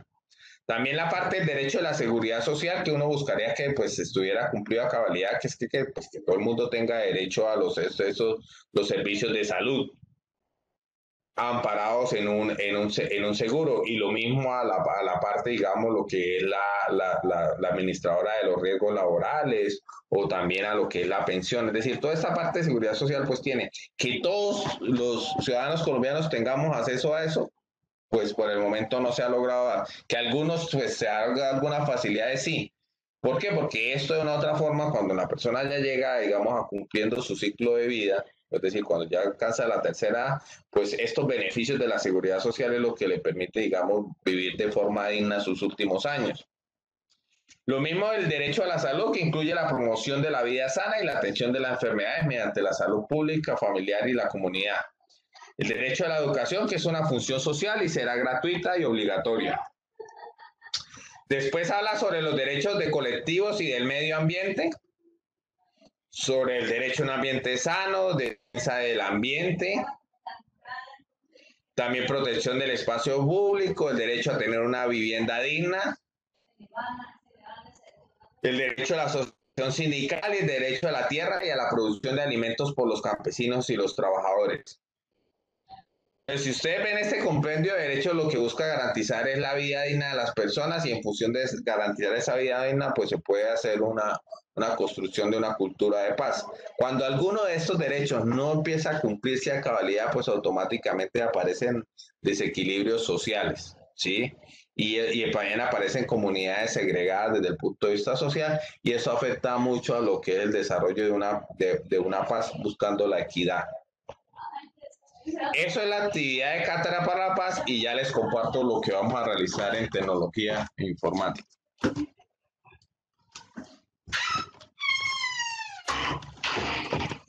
En la actividad de tecnología e informática, inicialmente pues vamos a trabajar con una nueva tecnología que se llama la nanotecnología. Este término de nanotecnología surgió hace algunos años, que lo que se buscaba era tratar de trabajar de forma a escala muy milimétrica, es decir, escala muy pequeña, y a partir de trabajar a esas escalas poder generar diferentes productos y diferentes mecanismos. A esas escalas muy pequeñas pues encontramos, digamos, arreglos moleculares, podemos desde el punto de vista también buscar manipular átomos, buscar manipular electrones, y a partir de eso lograr algunos beneficios. Voy a hacerle una introducción a la presentación. Vamos a ver un pequeño video para que vean la importancia y esto cómo de una otra forma nos va a marcar de aquí en adelante en las nuevas generaciones, porque muchos de estos desarrollos tecnológicos están enfocados en diferentes áreas, no solamente está enfocada en el área de la salud, en el área de la electrónica, también en el área de la fabricación de muchos componentes, de la elaboración de membranas. Es decir, es una rama muy amplia y que ha venido cogiendo fuerza en estos últimos años de forma abismal. Digamos, aquí vemos una estructura de una membrana que es de escala nanométrica. Entonces dice que ¿qué es nano? Nano, su símbolo es N y es un prefijo de un sistema internacional de unidades, cuya unidad es 10 a la menos 9. Para que me entienda qué es 10 a la menos 9, es coger 1 y dividirlo en 10 a la 9. En palabras más, palabras menos, es como si yo tuviera un 0 a la izquierda, punto, y o ceros hacia la derecha y un 1. Es decir, es una unidad muy pequeña. Para comprender, digamos, o dimensionar esa unidad que es tan pequeña, entonces podemos decir, una persona mide alrededor de 2 metros, una hormiga mide alrededor de 1 centímetro, una célula mide 20 micrómetros o 10 a la menos 6 metros.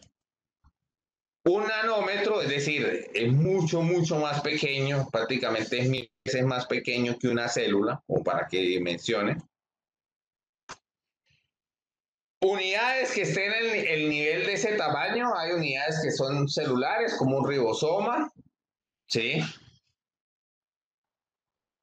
Se dice que en un nanómetro alcanzan a caber más o menos 258 átomos de carbono, es decir, son estructuras muy, muy, muy pequeñas.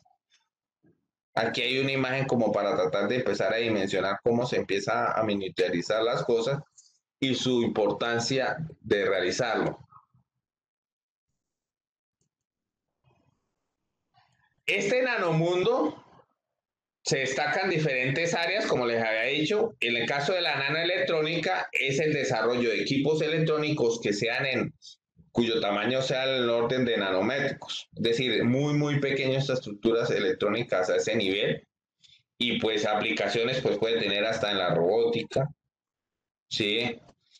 También, digamos, en la entrega de medicamentos a nivel celular, es decir, imagínense un robot pequeñito tratando de ofrecer un servicio. También aplicaciones que se han visto de motores muy, muy pequeños, en escala nanométrica, para hacer actividades específicas sobre ciertas estructuras celulares. También aparece otra rama que es la nanobiotecnología, que combina la ingeniería a nanoescala con la biología para manipular sistemas vivos, ¿sí? O para fabricar materiales inspirados en la biología molecular. También aparece otra línea que son los nanomateriales, que se trata de controlar con toda precisión la morfología, las dimensiones nanoescalares de sustancias o partículas para producir materiales nanoestructurados. En todos estos trabajos, que tienen mucho en común, se utilizan los mismos métodos para medir y manipular estructuras ultra diminutas, como son, por ejemplo, los microscopios a resolución nanoescalar.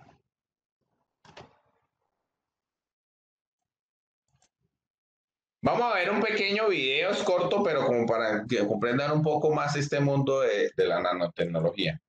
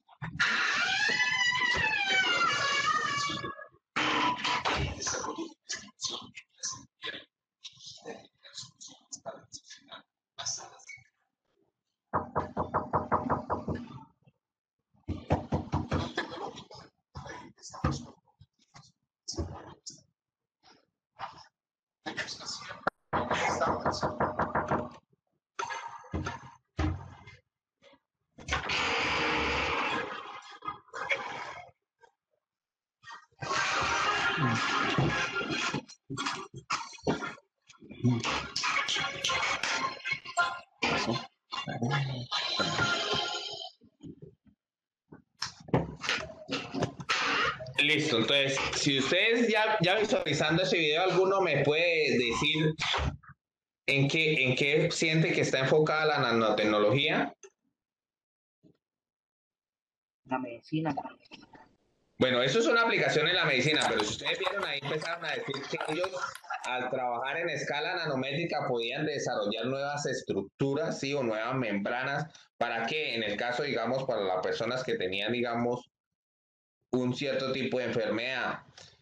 Ahora les voy a mostrar un pequeño video, también es corto, sobre la nanoelectrónica. Entonces, regálenme un segundo y ya se los proyecto.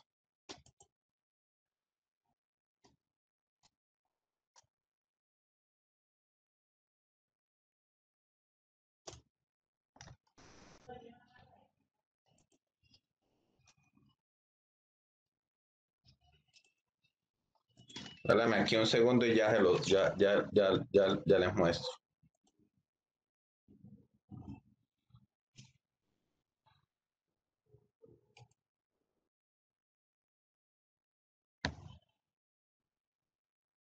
Aquí lo voy a cargar en la presentación para que lo puedan dar.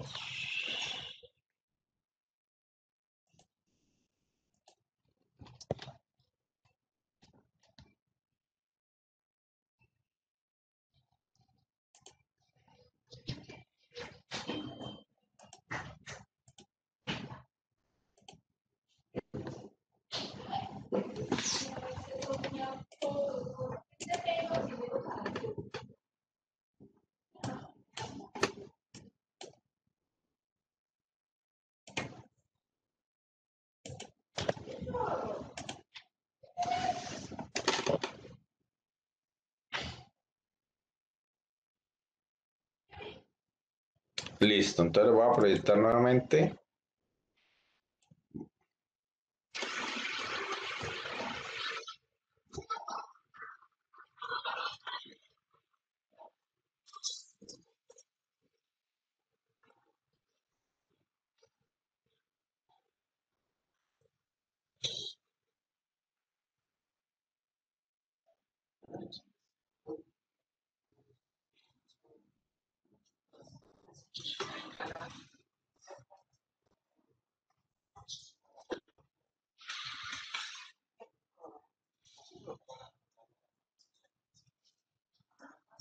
Tradicionales.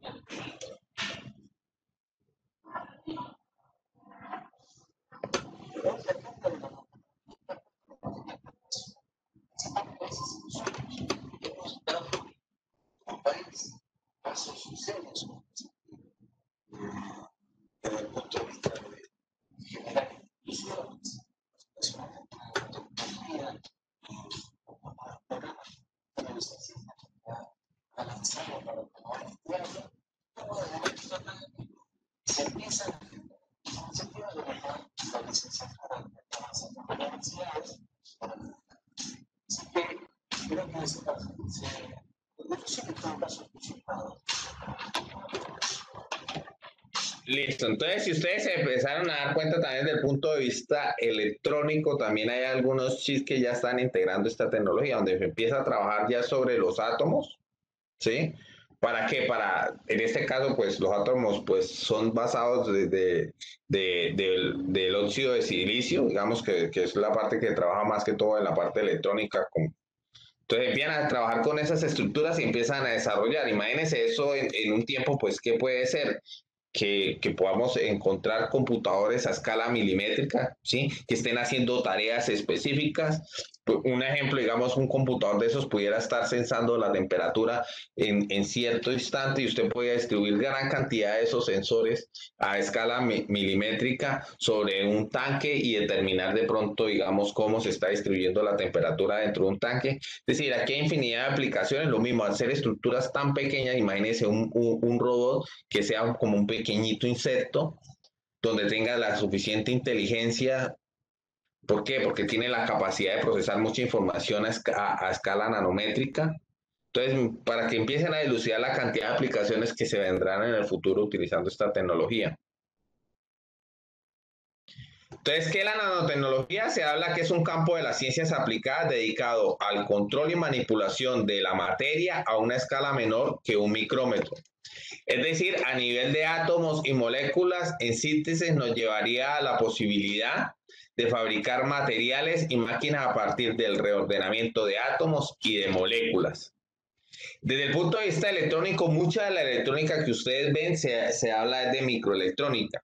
Cuando se habla de la nanoelectrónica, se habla de 1000 veces más pequeño de la microelectrónica que estamos utilizando en la actualidad, como para que miren, digamos, la gran cantidad de aplicación.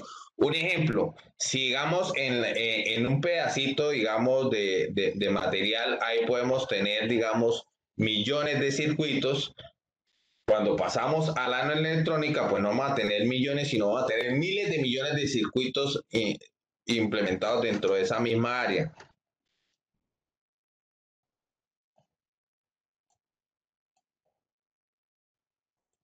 Entonces, vamos aquí a decir, se trabaja sobre los átomos y se trabaja sobre las moléculas.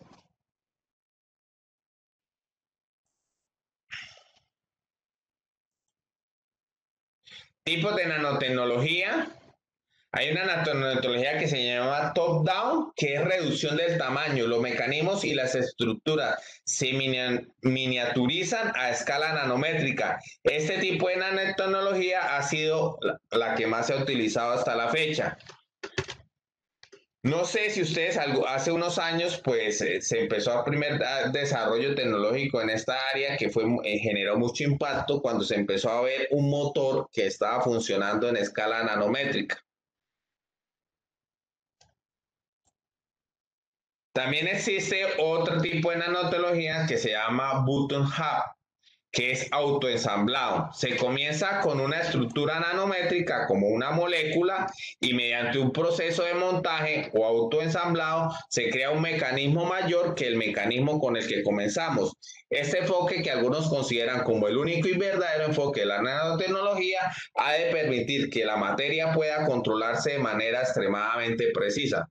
Entonces, en este caso ustedes podrían decir, oigan, yo tengo una molécula, la de cubo, al lado le coloco otra molécula, la pongo a hacer una actividad diferente y así consecutivamente y voy reordenando las diferentes moléculas sobre una estructura para crear una membrana o una biomembrana. Esto sería en el caso del button up. Aquí hay un ejemplo de una imagen de ella donde ustedes ven que se ve lo que está realizando.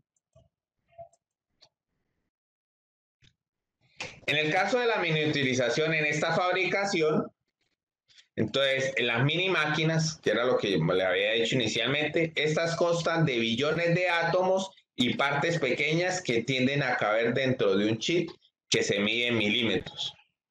También aparecen las micromáquinas, están constituidas de millones de átomos. Las partes terminadas se muestran aquí entre células de sangre coagulada izquierda y abajo a la derecha y un grano de polen en el centro y se mide en micrómetros. Si podemos mirar cómo sería esta micromáquina, entonces miremos el tamaño. para que comparen el tamaño de la máquina versus a la célula coagulada. En el caso de las nanomáquinas, son partes que constan de cientos de átomos, son máquinas completas controladas por computadores cuyas unidades son medidas en nanómetros.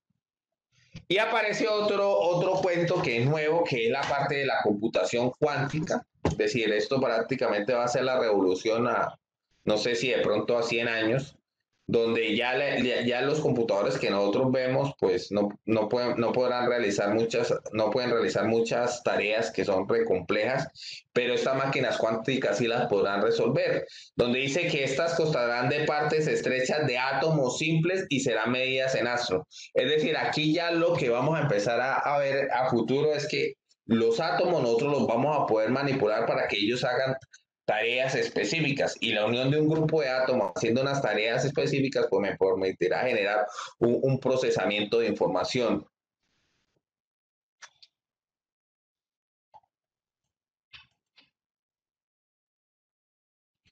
Ahora, ¿qué es la nanociencia? La nanociencia es el estudio de los átomos, moléculas cuyo tamaño se mide dentro de la escala nanométrica de 1 a 100 nanómetros, o en palabra más, palabra menos, de 1 por 10 a la menos 9 metros, o hasta 100 por 10 a la menos 9 metros, para que comprendan el nivel de escala que se trabaja.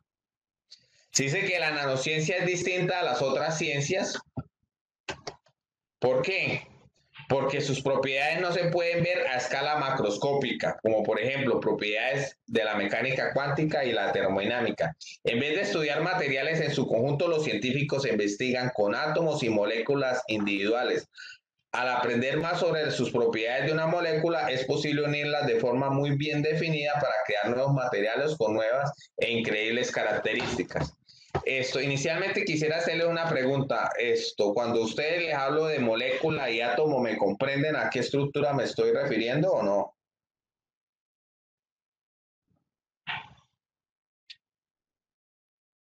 Mafe, Albeiro, Karen.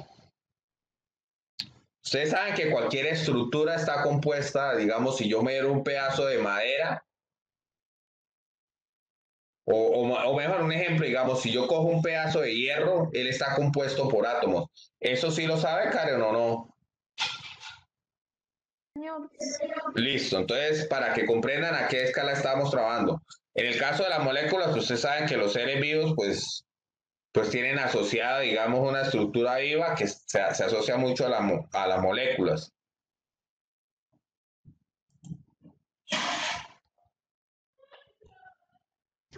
Se habla que uno de sus, digamos, descubridores o definidores de esta tecnología fue Richard Feynman, que se dice que es el padre de esta nanociencia. Entonces, aquí, digamos, hay tres imágenes de la escala nanométrica basados ya sean en estructuras moleculares.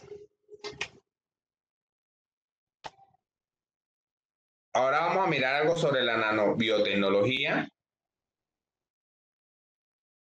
Esta nanobiotecnología estudia mucho cómo hacer superficies en biomateriales y utilizarlas en el área de la ingeniería de los tejidos fisiológicos.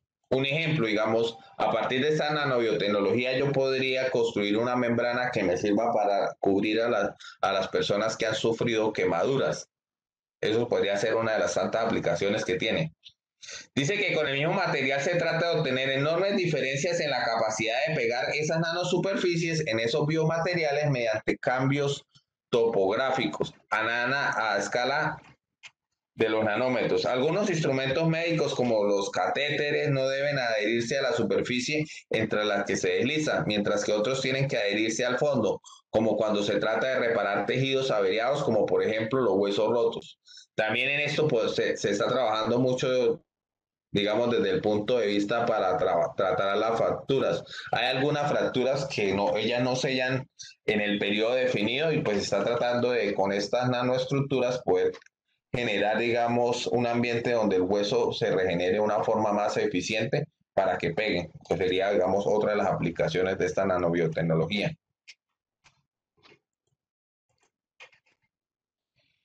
También se está trabajando en métodos para identificar enfermedades Hay una enfermedad que se llama la fibrosis cística, que es una enfermedad pulmonar, ¿sí? Que se genera por quistes en el pulmón, el cual puede ser muy debilitante, se puede confirmar mediante pruebas genéticas, pero es caro y lleva tiempo. Un proyecto de la Comisión Europea está preparando mejores y más rápidos métodos de prueba utilizando ADN en un formato de chip. Estos métodos se convertirán en el diagnóstico totalmente automáticos capaces de descubrir genes defectuosos de la fibrosis cística de manera rápida y barata y podrán adaptarse al diagnóstico de esa enfermedad genética. Entonces, esta sería otra aplicación que tiene esta tecnología.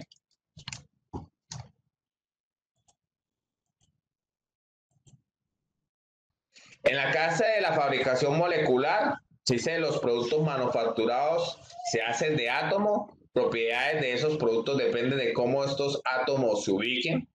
Entonces le dan ciertas características a ciertas estructuras en la ubicación de los átomos para la generación de materiales.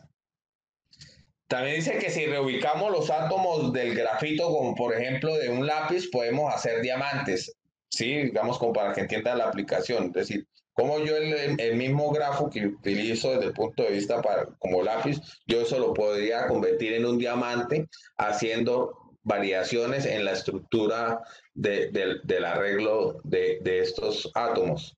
Dice, si reubicamos los átomos de arena y agregamos algunos elementos extra, podemos hacer chips de computadores. Si recombinamos los átomos de la tierra, el agua y el aire, podemos hacer plantas para que entiendan esta ciencia hasta dónde puede llegar. ¿Sí? Eso, al trabajar a esa escala nanométrica, tenemos nueva generación de nuevas cosas y cosas que antes no se podían pensar en algún momento de realizar. ¿Sí? Con respecto al microscopio atómico, se habla que esto es un esfuerzo multidisciplinario. La nanotecnología involucra la ciencia, la química, la bioquímica, la biología molecular, la física, la tecnología, las ingenierías, la electrónica y de proteínas, microscopios y pruebas de proximidad, imágenes electrónicos, procesamiento molecular, electrónico, materiales científicos, química supramolecular y química computacional.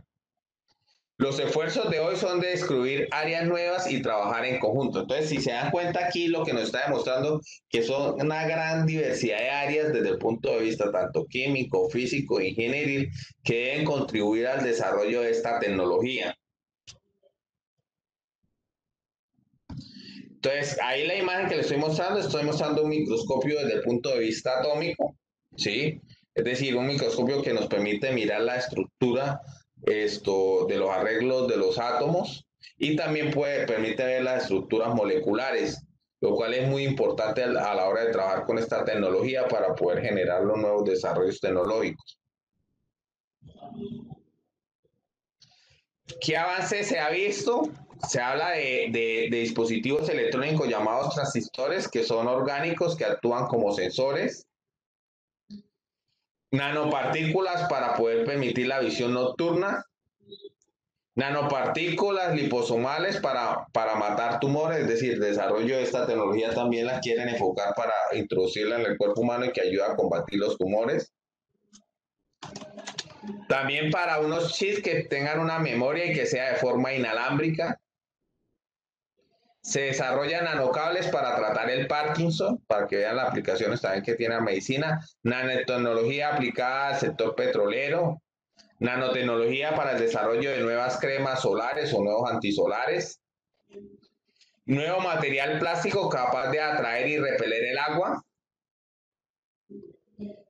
Un detector de infarto y Alzheimer con nanotecnología, es decir, dispositivos para poder detectar esos dos tipos de, digamos, una es la enfermedad y el otro, digamos, es otro tipo de enfermedad. Una es enfermedad del corazón y la otra es una enfermedad desde el punto de vista cerebral, que es el Alzheimer. También se habla que la bioelectrónica copia las propiedades de los sistemas biológicos para aplicarle herramientas tecnológicas más evolucionadas, pero a la inversa, lo que ocurre en los sistemas vivos. Entonces, esta de las cosas también que se ha buscado es que a partir de la electrónica se pueda emular sistemas biológicos haciendo la integración de esta tecnología de la nanoelectrónica. Entonces, en el sistema electrónico uno emula los transistores, que son circuitos que hacen parte de la electrónica, circuitos integrados, transistores, y tratan de emular con los sistemas biológicos, que son los átomos, la molécula, las células, los tejidos y los órganos. Y bueno, dejamos hasta ahí por el día de hoy. La próxima semana continuamos viendo un poco más de esta tecnología. Muchísimas gracias por la participación de hoy.